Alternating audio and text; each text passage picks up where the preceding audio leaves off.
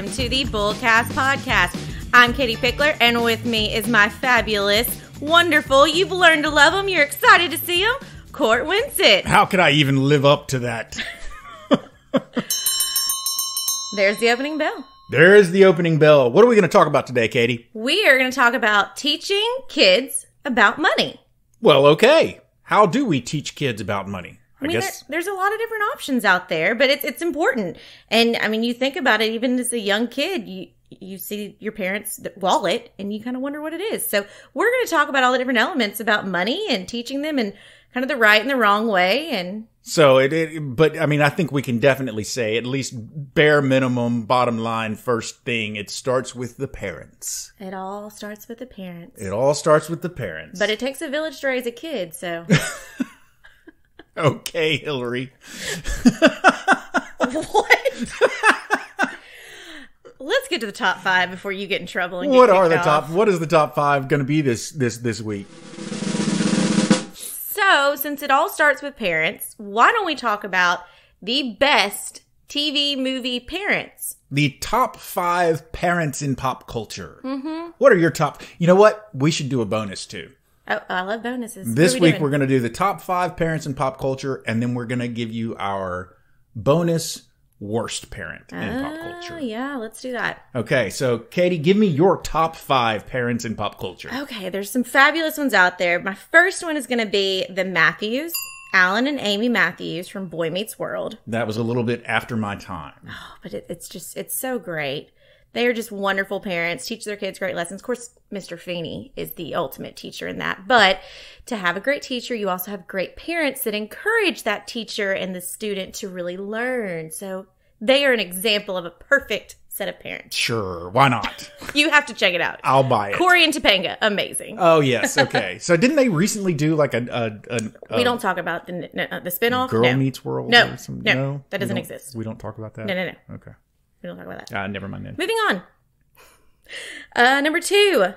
and Mrs. C, the Cunninghams. I love the Cunninghams. Happy Days. Absolutely. One of the best shows ever. Monday, Tuesday, Wednesday. Love it. They are just the perfect parents. Everyone wants to go and hang out. I just love it. Next one. I know I talk about this guy a lot, but George and Nina Banks from Father of the Bride. I'm just continue to be amazed that you and my wife are not best friends. But I mean, come on, George Banks. He does everything for his daughter. She will absolutely love you when she hears this. Robin is just going to be, she's just going to be blown away. She's going to be like, yes, give me some George Banks. Yes, they're perfect. I love them. Next one is a little, out there, but Lorelai Gilmore. I don't know why that's out there. Well, she and Rory have the best relationship, mother-daughter relationship ever in the world. Basically, she is the epitome of every mom wants to be her. Every daughter wants to have her as her mom. So yeah, absolutely. She's well, the reason I said it was out there is because we think of traditionally it'd be a mother and a father, but now this is single mother. She is killing it. She is doing a great job raising Rory. So yeah, I love Lorelai Gilmore and Gilmore Girls all the way. Yeah, fantastic. My last one of the good parents would be Morticia and Gomez Adams. Okay, no. Think about it. They're in their own unique way, but they love each other, so they show love in their family, and they support their children with whatever they want to do and about being themselves, even when, they try and go and be different in their opinion, but really is more normal in our opinion. So they're constantly great cheerleaders, and they have the whole extended family involved. Well, sure. Why not? Yeah, absolutely. So Addams Family all the way. Fantastic. Worst I'm more parents. of a Munsters guy, but whatever. Well, Munsters are good. Oh, yeah. Yep. Okay, let's add that in there. Worst parents. Okay. Harry and Zinnia Wormwood. Okay. From Matilda. Oh, okay. Never seen it. I mean, they were awful. They called her the mistake. And they were very selfish and only cared about themselves and just, terrible, terrible parents. Excellent. Good. Yes. Good. So, I guess I need to watch Matilda. Oh, yeah. There's a Broadway show, Matilda, too, that I also have not seen, but one of my I think my niece, it's one of her favorite shows. I think it's one of her favorite shows. Anyway. Let's hear yours. Oh, who okay. Who are your good people? Who do you like? My favorite, my top 5 parents from pop culture. Number 1, Mr. Incredible and Elastigirl. Oh, yes. Fantastic. First of all, okay, I know I'm in the minority on this, but of all of the movies, Incredibles is my favorite. Is easily my favorite. I love it. I love it. But also, you know, obviously they are super powered parents. They do a good job. Elastigirl is an amazing mom, voiced by oh gosh, what's her name? Holly Hunter? Yes, very good, good. Love that movie. Love those parents. Love them kids. It's all great. Number 2. Okay. So, you know how you're always talking about Father of the Bride? Well, I'm always talking about Harry Potter. So that's true. I love Arthur and Molly Weasley. Oh, the Weasleys. Yes, they're fantastic parents. Molly Weasley is, she is phenomenal character. And her ending is just, book 7, final battle. No spoiler alert. No, but man, I love it. I love it. Okay, so that's that's okay. Next, number 3, I'm going to go with the Keatons from Family Ties. The mom and dad from Family Ties. Family Ties was one of my favorite shows growing up. Alex P. Keaton. It was, Michael J. Fox before he hit it big in Back to the Future. It was a fantastic TV show. Loved it. And his parents were, they were the perfect little sitcom parents. It was great. So that's my number 3. Number 4. Well, I had to go with the obvious. I can't believe they haven't come up before now. June and Ward Cleaver. Oh, Leave It to Beaver. I mean, yep. You can't have a list of perfect parents without including the Cleavers. I mean, for goodness sake. So yeah, the parents are perfect, and then you can always reference people that are Eddie Haskells out there. Yes, indeed.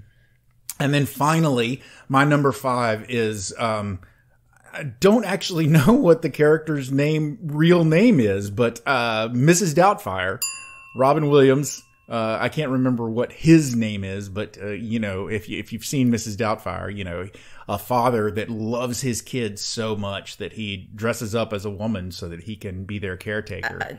Robin Williams. Anything Robin Williams is fabulous. Well, him in that role was absolutely incredible. He wanted to spend time with his kids, so he went to extreme lengths to make sure he was in his kids' lives. Love it. It starts out with the great party in the beginning with the live animals, and then switches and Poor put upon Sally Field in that movie. Am I right? She was not. She was just. And one of our James Bonds is in that. And yeah, exactly. Yeah, Pierce Brosnan. Yes. You want to say that? No. You don't want to say it? Okay. But I love that movie. And great movie, very funny. And now moving on, those are my top 5. My bonus worst parent ever. I feel like this is an obvious answer, but maybe you don't see it like I do. It's Darth Vader. Anakin Skywalker. He cut off his son's hand, for goodness sake. He is the worst. He's actually the worst. He is one of the biggest bads of all big bads of all of the movies ever. And he cuts off his son's hand. And he knew it was his son. Because he cut his hand off right before he told him, I am your father. So, yeah. Again, this is where I kind of root for the villains. Well, Darth Vader is a bad person. Like, he's a genuine bad guy for 3 movies straight. But if you're standing in Hollywood studios and Darth Vader comes up to you and offers to give you a fist bump or a high five, are you going to deny him? I guess not. So he's legit. He's cool. But okay, we're done. We're talking about bad parents, good parents. Let's talk about what we're talking about today: teaching kids about money and how it all starts with the parents. It all starts with the parents. It does indeed. Kids learn what they live. So you're going to have to set an example for your kids. And so it's how they handle money, how they relate to money, and how they deal with money is going to begin with whatever example you set for them. Yeah. So the reason we started talking about doing this episode is there's a lot of times we'll have people come in and they're saying, oh, well, my parents were very good about saving money, so I want to make sure I'm doing the right things. Or the opposite of my parents were always in debt and never had money and it was always scrambling. I want to be the exact opposite of that. Or I'm falling into that same category. Help me get out of that. So that's where we decided, let's talk about this. Let's talk about what you can do now to help your kids or your grandkids or nieces or nephews, whatever it may be, to make sure that we're getting them on the right path. Sure. Yeah. You know, there's basically you start off by trying to, at a very early age, get your children. I mean, what parent hasn't told a story that goes something like this? You know, child wants something. I'm sorry, child, we can't afford that right now. Well, why can't you just use that card? Mm-hmm. You know, why can't you just go to that machine that spits out the money and get some money? You know, and so very early on, children understand this kind of concept of, I want this, and it requires this. It requires the money for me to be able to get the thing. And so they understand, you know, you on a very basic level, you can start with that idea, but kind of giving them an understanding of where money comes from. You know, the expression, hey, kids, money doesn't grow on trees, you know, sort of giving them that basic understanding of where money comes from and how to be responsible, accountable, the value you place on money, how you value it.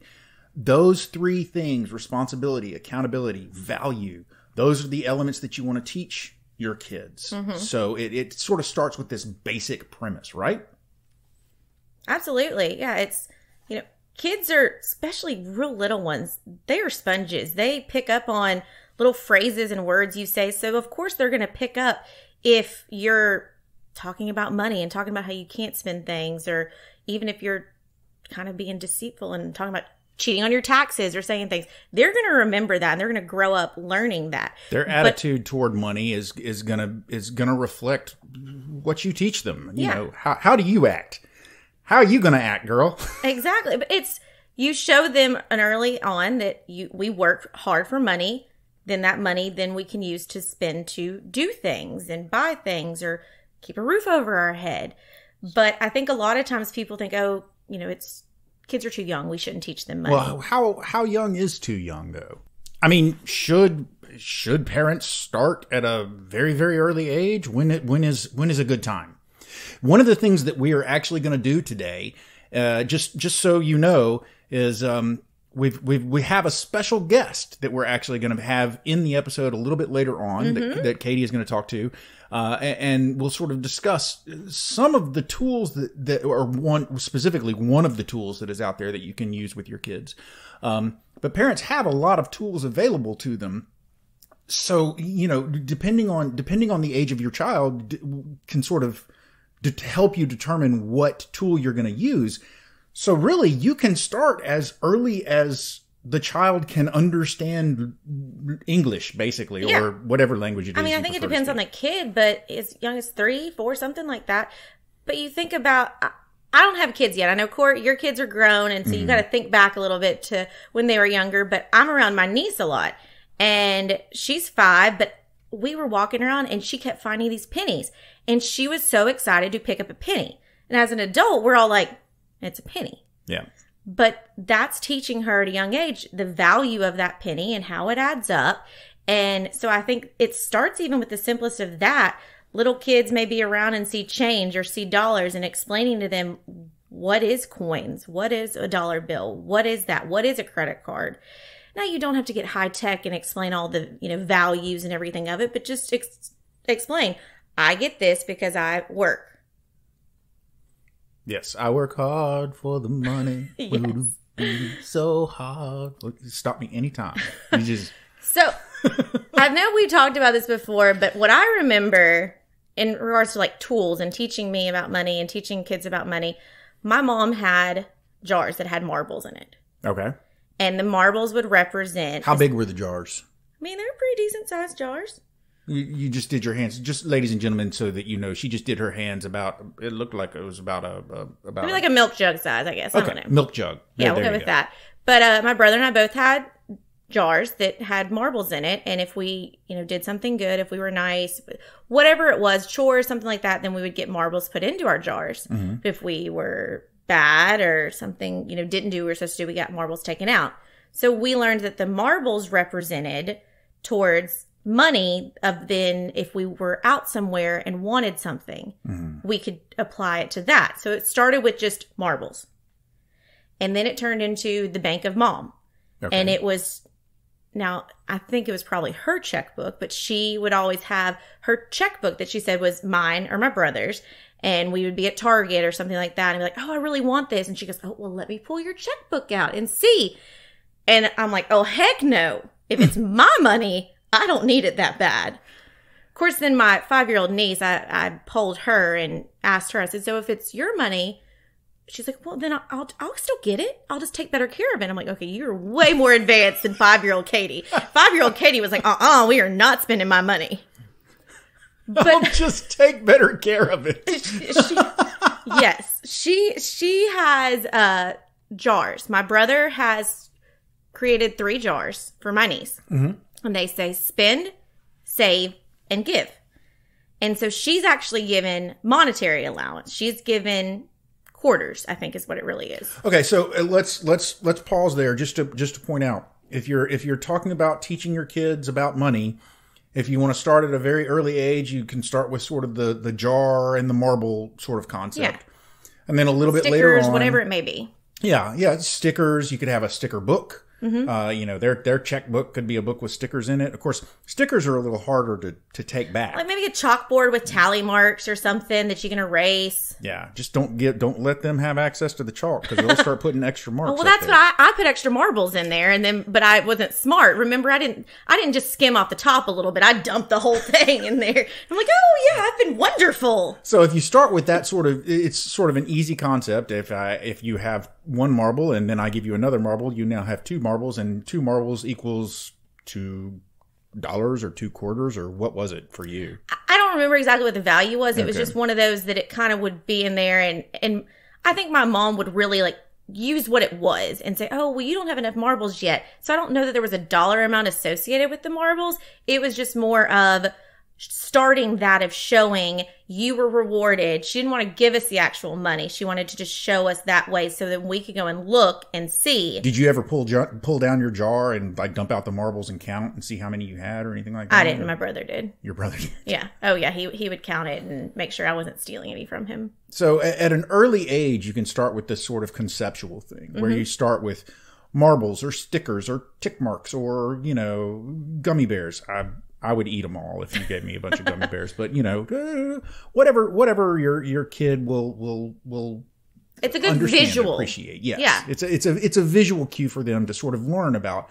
Okay, I'm accumulating something. Whereas with a stack of cash, they're not going to really. I remember one of my memories about money for me when I was a kid is when I first understood the concept that if I had a handful of change. Mm-hmm. That, it wasn't just the number of coins that I had. So if I had 10 different coins, that didn't mean I had 10 cents.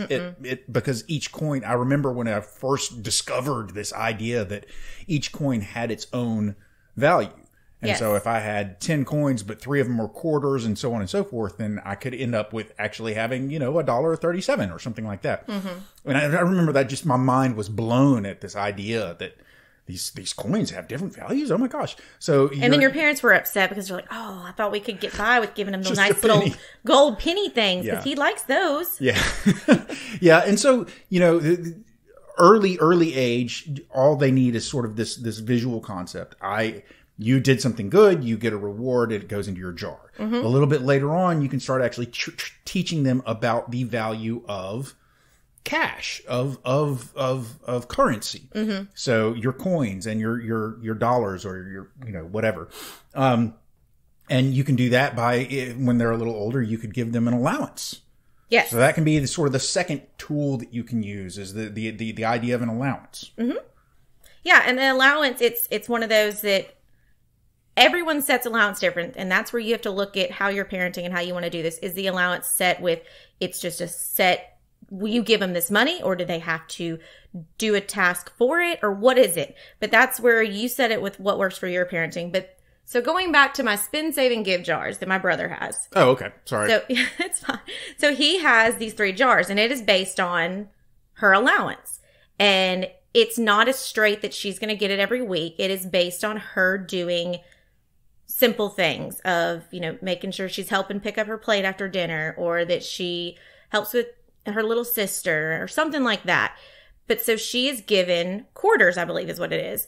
And of course there's, it's kind of a shortage right now, so that's a little difficult. But she is given quarters, and then she has to then choose, putting the money in there. She has to put at least whatever amount it is. I don't know if it's like let's say she's given 8 quarters.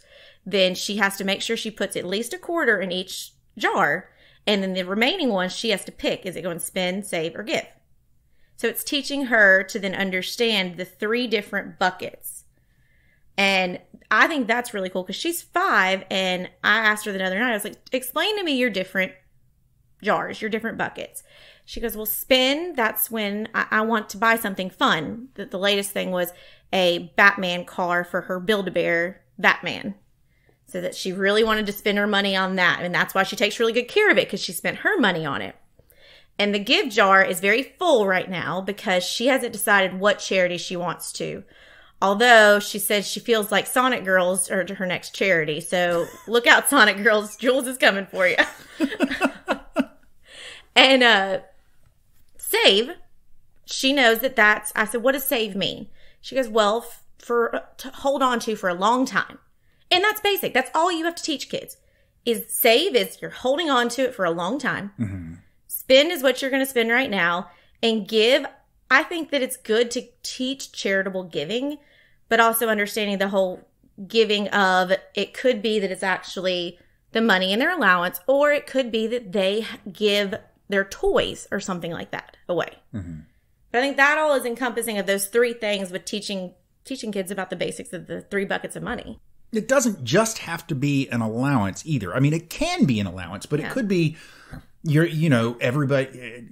The first thing that comes to mind is Tooth Fairy. Oh, yeah. Kids get money for losing teeth, which is kind of an odd practice if you think about it. But kids get money for losing teeth, so you can start with their Tooth Fairy money. And, how are you going to distribute that? Of course, it depends on how much money they get from the Tooth Fairy as to how they're going to spend, save, or give it. Because, some of us may give a quarter for a tooth, and some of us may give $10 for a tooth. I was going to say, those that accidentally think they're giving $1 and it is a 10 or a 20. Yeah.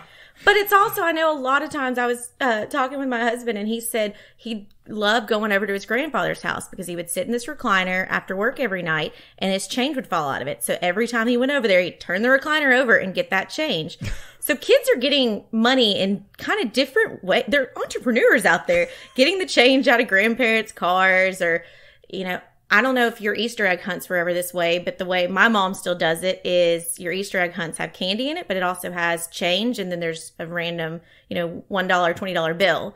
But so that's another way that they get some money as well. Sure. Yeah. No, my Easter egg hunts were actually, for me, when I was a kid, my Easter egg hunts were actually hard-boiled eggs. Oh, okay. Like we hunted real eggs. Yeah. But, for my kids, it's always just been either candy in the little plastic eggs, or I think, when they were really young, we may have done hard-boiled eggs because that's how I grew up. But anyway, neither here nor there. Yeah, it's the purpose that, aside from allowance, kids are getting money different ways, birthdays, whatever it may be, Tooth Fairy. And so it's talking about telling them what to do with this money. Right. And it's funny, we talked about allowance, we sort of, we brushed over it, the allowance very much it very much reflects the way that we earn money as adults. Are you salaried, which would be basically like your allowance is $10 a week, regardless. Or are you task based? Contract work. Yep. Are you getting money for each chore that you do or whatever? So you have these different options, and there are drawbacks. There are pluses and minuses to each sort of, like, if you say you get this much money per week regardless, but you're going to be expected to be a productive member of the family and help us around the house and so on and so forth. are they could potentially say like, okay, I want to be productive and help, and I'll do chores and I'll do this and that. And, they could, on the other hand, say, I'm going to get the money regardless, so I might as well just not. So you have to make it clear to them, hey, you're going to get this allowance if you help. You could have a chore list for them that these are the chores that you're expected to do, and they do those and they get their allowance. Or you could say this chore list is going to be what you're expected to do on a weekly basis, but I always reserve the right to add chores to it. Because if you parents ultimately have the power. Yeah, because if you give them a chore list and say like, okay, this is what you have to do, and then you ask them to do something that's not on the chore list, then they could very well turn around and say like, that's not part of my job description. And you'd be like, see this part in your job description where it says tasks include but are not limited to? Mm-hmm. Sorry, I'm a lawyer, so I write a lot of job descriptions, and I always have that include but is not limited to clause in there. Yeah. And I remember this was, go figure, Dad being a financial advisor. When I was younger, I actually would have to put together presentations for large purchases. Oh, my Lord. And present why I wanted it, why I think I needed it, why it would bring value, everything. And I never really, until we're talking about this, I'm like, Dad was doing that. Not everybody does. Not everybody goes through that as a child. Yes, I had to present a reason of why I wanted something that was bigger, that it may be that I didn't have enough money in my spend jar, but I needed to essentially get credit from my parents to buy it. My mind is actually blown right now. That's amazing. I never had to give a presentation when I asked for something. I was usually just told no. Oh no, I had to give presentations. But it's so everybody's different, and it shouldn't be an extra stress, but it's just one of those that how you teach a kid about money early on and continue being consistent with it throughout their life. By the time they get off on their own, they are then, like I just said, I heard this story and I'm like, oh, I forgot that my dad did that to me. But now it makes me as an adult go, I need to really think about these big purchases. So what you do really makes a difference on them for their future. Yeah, let's use some terminology here and be like, okay, so consider your messaging, right? Basically, you want to have consistent messaging to your children over the years. So always consider what it is you're saying in front of them and what message it is you're trying to give to them. And so you start early on with marbles, and then you move to an allowance, and you always want to be teaching them, okay, this is when no matter what it is, whether you're using marbles or dollar bills, you always want to make sure that they understand that there's a real value to this, and what is that value, and make sure that they appreciate what it is that they are getting. And yeah, well, and so right now we've talked a lot about physical money, but we have done a lot of episodes talking about how we're going a lot more towards internet and things like that, and using apps. And there may be an app for you to keep up with your kids' allowance or to show them. So yeah, I mean, sorry, I don't mean to interrupt, but you start with marbles, you move to allowance. Now we're basically going on to credit. So we have a special guest that's coming in that Katie, you're going to sit down and talk to, Cassie Foote. Who is excited? Yeah. She's the executive director of APEF. That's the American Public Education Foundation. And she's here to talk to you about an app, which is kind of that next level of learning for the child. There is an app for that. And so, Katie, take it away with Cassie.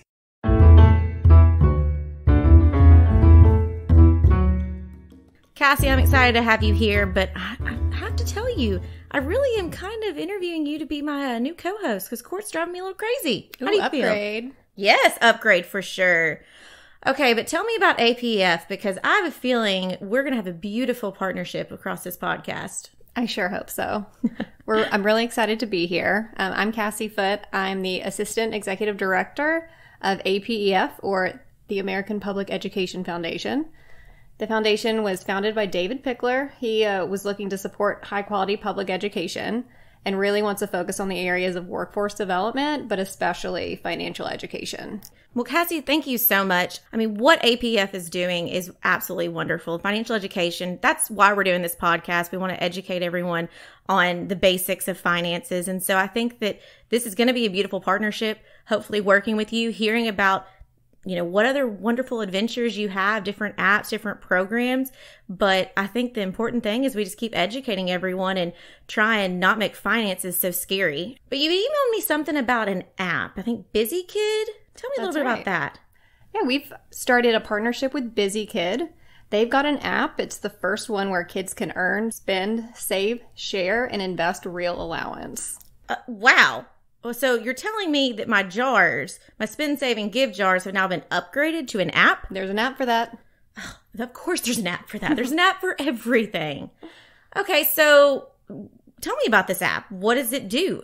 So the BusyKid app is really simple. Parents just log on and download it. You attach a bank account, and then from there you can start assigning your kids tasks or chores. Wait, so I could put on there, go make your bed or go sweep the kitchen. That's right. Huh. Do they go on there and click, I want to pick this chore, and then what happens? So as a parent, you'll make a list of chores, you'll assign an amount for the kid, and then they'll have access to the list, and they can go through the tasks, and as they complete them, they'll get paid. I don't have kids yet, but from what I hear, it always turns into you're scrambling to try and find money because you promise your kid, oh, if you clean out the dishwasher, you'll get $5. And then you're like, ooh, I don't have $5 on me. Or the Tooth Fairy. I've heard that's a big issue. Totally. Tooth Fairy really needs to come up with an app. So you're pretty much upgrading from the chalkboard or dry erase board back in the day of here's what you got to do this weekend. And now it's on an app. Absolutely. Right now, less than 10% of money in the world is actually paper and coins. And as an adult, I mean, how often do you pull out cash to pay for something at Target? Only when I'm tipping the Sonic girls. There you go. Me too. Well, very cool. Okay, so we've got this app. Let's tell everybody, we're going to put the link in here, but tell everybody where to find this app. Sure. So in order to sign up and download, just go to signup.busykid.com/APEF. You'll click the Get the Busy Kids app, and then you put in your name and email. You'll get an email sent right to you with a link, and you can open it on your mobile device and launch the app. It's that easy. Wow, that sounds super easy. Okay, so you said it's kind of like my jars that we were talking about before, the spend, save, give.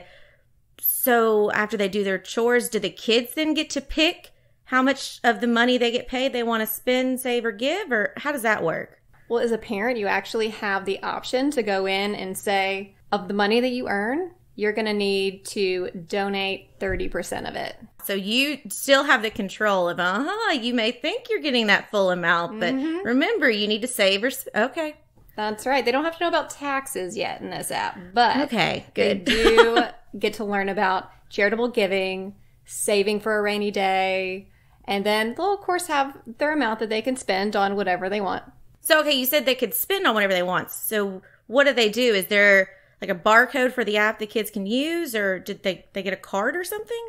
There's an option to get a card. It's essentially a debit card that'll come and have your kid's name on it. They can use it at stores. It's a great way for them to learn about money that they can't actually see and feel, but still know the value of it and understand how much they have, how much they can spend. Yeah, that's a lot better than the parents having to give their credit card, which has too much money on it for those kids, and then worry about them losing it. Right, exactly. I like that very much. Okay, this sounds too good to be true. How much is this? So the app is actually free. There's no charge. Free? That's right. It's free to download and free to use. If you do want to get a debit card, which is optional, it's only $7.99 a year. Totally worth it. So, I mean, this is, I guess, for any age kid, right? It is. It's designed for kids from around 5 years old to 16 years old. Okay. But I think any kid can really use it. This sounds like a great opportunity for parents to teach kids and be high tech. Absolutely. And the last feature we haven't talked about yet is the investing feature. Kids can actually buy fractional shares of stocks of companies that they are already familiar with. Oh Disney, my gosh. Netflix, that kind of thing. Oh, Disney? Oh, my little 10-year-old self would have loved that. I know, and you would have been checking the stock market every day to see how your shares were doing. I mean, not only are you teaching them about spending and saving and giving, but you're telling them about the stock market at such a young age.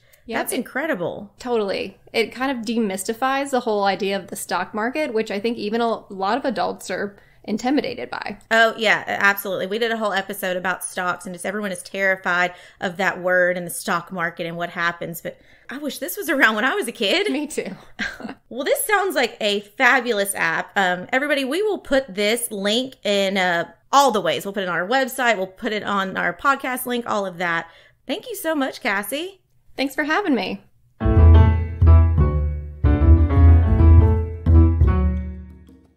So there you go. There's tons of different things. There are tools out there for every age, from marbles to cash to apps, learning about credit, learning about, there are even apps that will help you learn about investing. I mean, it's all out there depending on the age of the child. You can go everywhere from the very, very basics of the value of a dollar. What are you exchanging your chores for, to how are you building your credit for an older child? What are you doing, when you get inundated with credit card offers and you're 16 years old? What does that actually mean? All the way up until basically you let go of them to go off into the world. And that circles back to parents being the original teachers, because when these kids start getting these credit card applications in the mail, if they have an understanding from how their parents handle credit cards, that will help them to know what to do when those come in. I do remember, one personal story. I remember when I went away to college, I asked my dad if it would be okay if I got a credit card, and he co-signed for me for my first credit card. And it was a credit card. It was basically emergencies only, and it was a $400 limit on the credit card. Ooh, big spender. Oh man, it was huge. And then I remember while I was at school, I got an offer just like from American Express, and they were like, I don't know, I can't remember. It was, congratulations, I think it was the American Express you Optima. can get a They were credit like, card. yeah.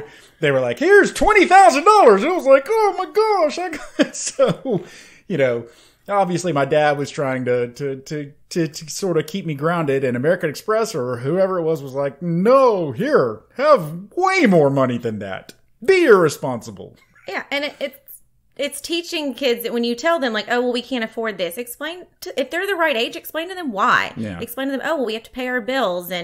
But parents shape so much of it, because I know when I went to college, it was very hard to understand that I see my parents and, we'd go out to dinner with a group of people, and instead of the hassle of splitting up all the bills, they'd be like, oh, I got it this time, don't worry. So then when I went to college, I'm like, oh, I got it this time.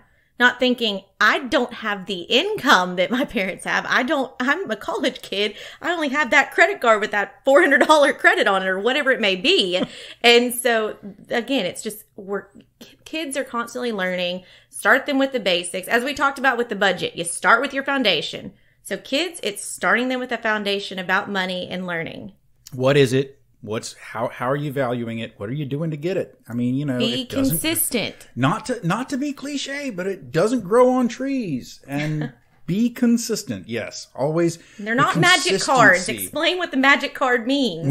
Yeah, exactly. You can't just go up to the machine and say, "Hey, machine, give me some money," and the machine will spit out 20s. That's not how it works. That'd be nice. But figure out early on what's your. I mean, again, like I said, we're using some management phrases here, but what's your messaging? What do you want your kid? How do you want your kids' relationship with money to work? Absolutely. Figure out that messaging early on, and go with it. Okay, Katie, I feel like that's a good closing point. So let's sum it up for everybody. What is your bullseye for today? Okay, my bullseye. They're never too young to start, and I really believe in the power of the 3 jars: the spend, the save, the give. Whether it's the physical jars that they can look at, whether it's, in a checkbook of mom, or it's a technology thing. But I think that's a great message to teach kids about allocating this money that they've earned or been gifted, and showing them that there are options and why each of those options are very important. The power of the 3. Yes. I feel like that's like a tagline for a movie trailer or something. Learn how to teach your children how to deal with money. The power of the 3. Okay, so never mind. It didn't catch on. It's going to be a thing, y'all. I'm going to make it a thing. My bullseye for the episode is consistency. That's it. Basically, you have to set the example for your kids. So, again, I know I sound like a scratched record, but it's a management term. I hate management terms, but it's a management term. Figure out your messaging early on. Figure out what you want your children's relationship with money to be, and make sure that you're consistent over the years of their life. You've got them for 18 years at least. You've got them for 18 years, so make sure that you are consistent with that messaging over those 18 years, and make sure that you are authentic. Make sure that you are practicing what you preach. Absolutely. And make sure that you do not raise a bunch of tax evaders. Bullseye! Ladies and gentlemen, you have made it to the end of yet another episode of the Bullcast Podcast. If you like what you hear and you'd like to find out more about the podcast, more about me and Katie, you can check out our website. That's bullcastpodcast.com. Feel free to leave us a comment, suggest a topic that you'd like to hear about. Just basically anything you want to do. You can also hit us up on Twitter. Our Twitter handle is @BullcastPodcast, and the same goes for Instagram. That's @BullcastPodcast. Finally, Katie and I work for a financial advisor, and that financial advisory firm is Pickler Wealth Advisors. And you can find out more about our firm, more about our team, and more about our boss, David Pickler, at our firm's website, picklerwealthadvisors.com. That's advisors with an O. If you haven't already, be sure and subscribe to our podcast through your favorite podcast service and rate us.